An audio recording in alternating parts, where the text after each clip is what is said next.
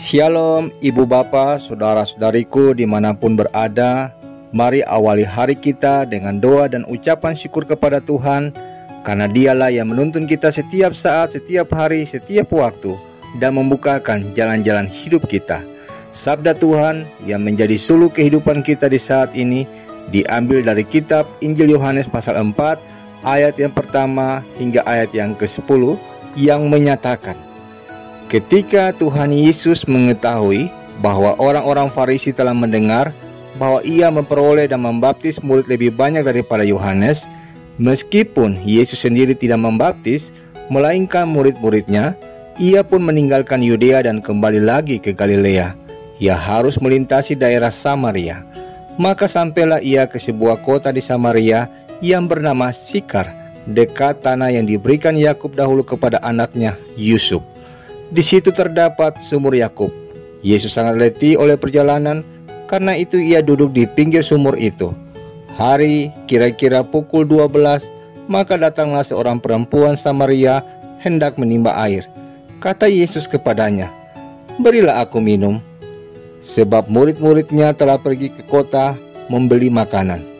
Maka kata perempuan Samaria itu kepadanya, "Masakan engkau seorang Yahudi minta minum kepadaku, seorang Samaria?"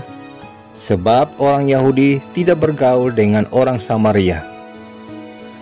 Jawab Yesus kepadanya, "Jikalau engkau tahu tentang karunia Allah dan siapakah dia yang berkata kepadamu, 'Berilah aku minum,' niscaya engkau telah meminta kepadanya dan ia telah memberikan kepadamu air hidup."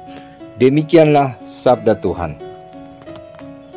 Saudaraku, dikisahkan Yesus melakukan perjalanan dari Yudea ke Galilea. Ada banyak jalan pintas yang menghubungkan kota Yudea dan Galilea.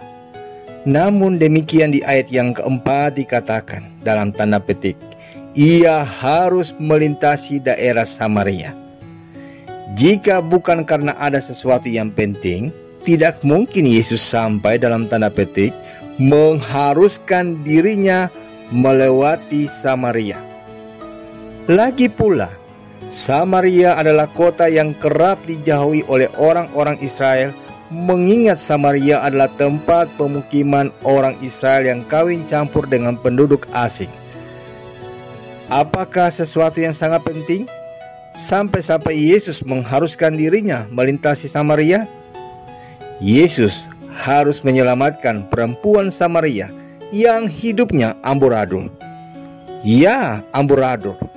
Bukankah itu merupakan istilah yang paling tepat untuk menggambarkan kehidupan perempuan Samaria? Untuk memahami betapa amburadulnya kehidupan perempuan Samaria itu, lebih lanjut dijelaskan di ayat yang ke-16 sampai ayat yang ke-18 dalam bacaan kita. Sinonim amburadul ialah brengsek, kacau balau, bawel, berantakan, menyebalkan, acak-acakan. Dengan kata lain, tidak ada normal lagi. Bayangkan 5 kali berganti-ganti suami dan sekarang ada yang ke-6.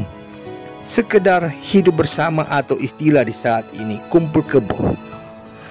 Dari percakapan itu, jelaslah bahwa Yesus sebenarnya sudah tahu bagaimana keadaan alias amburadulnya kehidupan wanita itu.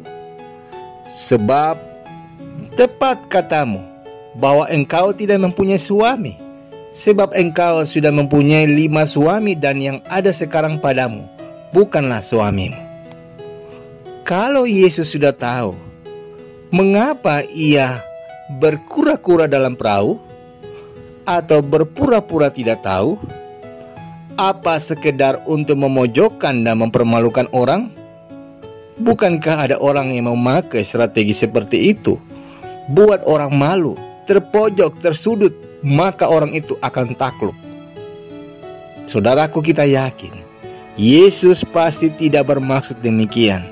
Tujuan Yesus adalah agar perempuan itu bersedia menyadari dan kemudian mengakui dengan mulutnya sendiri bagaimana keamburadulan hidup pribadinya. Ini adalah hal pertama yang ingin disampaikan oleh firman Tuhan kepada kita. ketika hidup kita mau dipulihkan oleh Tuhan. Akuilah keamburadulan kita, transparan, terbuka, jangan ditutup-tutupi.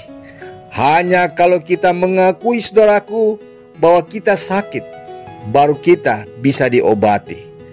Hanya kalau kita mengakui kesalahan-kesalahan kita dan kelemahan-kelemahan kita, baru ada kemungkinan untuk memperbaiki atau mengoreksinya. To err is human, kata pepatah Inggris. Tidak usah malu. Sikap jantan dan dewasa justru dibuktikan melalui keberanian dan keterbukaan untuk mengakui kesalahan. Mari saudaraku, kita memasuki hari baru pemberian Tuhan ini dengan menyadari dan mengakui kesalahan-kesalahan kita yang lampau dan kelemahan-kelemahan kita yang sekarang, dan sebuah tekad untuk memperbaiki serta mengoreksinya. Hal kedua yang ingin disampaikan firman Tuhan kepada kita saat ini ialah, umumnya saudaraku, bagi orang kebanyakan, perempuan Samaria itu bukanlah siapa-siapa, sama sekali tidak istimewa. Bahkan sebaliknya kerap dianggap sampah mengingat ia gonta-ganti suami. Namun perempuan Samaria yang tidak dianggap itu justru diperhatikan dan dikasihi oleh Yesus. Perempuan Samaria ini merupakan gambaran rohani tentang kehidupan kita sebagai orang berdosa. Saudara dan saya tidak lebih dari sampah, namun kasih Tuhan menjangkau kita, memungut sampah dan memperbaharuinya menjadi barang yang indah dan berharga. Siapakah kita ini sehingga Tuhan memanggil dan memilih kita untuk dijadikan anak-anak Allah? Saudaraku, kita semua istimewa di hadapan Tuhan. Bahkan saking istimewanya, Tuhan sampai melintasi jalan yang tidak biasa hanya untuk menyelamatkan hidup kita, yaitu dengan jalan salib. Karena itu saudarilah, dunia boleh saja mengabaikan kita, tapi faktanya kita begitu spesial di mata Tuhan. Karena itu syukurilah, responlah dengan melakukan hal yang baik, menjalani hidup sesuai dengan kehendak Tuhan. Amin. Ibu bapak saudaraku, mari kita sehati di dalam doa. Bapa yang mulia, kami mengaku bahwa kehidupan kami seringkali begitu amburadul. Tolonglah kami agar dalam hikmah dan kasih-Mu, kami senantiasa dimampukan untuk dapat mengoreksi dan memperbaiki diri kami di dalam tuntunan kuasa Roh Kudus. Kami percaya bahwa kami yang bukan siapa-siapa ini menjadi istimewa oleh karena kasih-Mu yang telah menebus kehidupan kami. Terima kasih Tuhan Yesus, demi Kristus Yesus kami berdoa. Amin.